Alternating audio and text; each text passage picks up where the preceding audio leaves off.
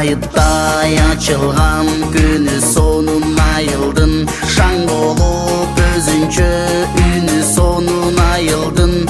Ayты күп шоласın түнү sonun. Жараткан нурун чачкан, айланын көрккө бөлөп көркүн ачкан. Бул менин айылым, биздин айыл. Айылым менин айылым, жашоого буйруган тагдырым. Айылым достук айылым.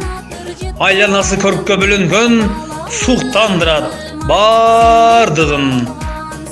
Туылган жердин топурагы алтын. Туылы өскөн айылым абдан коос көрүнөт. Коос көрүнгөн айылым бейиш болуп түйүлөт. Баткен обласынын Кадамчай районуна караштуу Маркат айыл өкмөтүнүн достук айылы.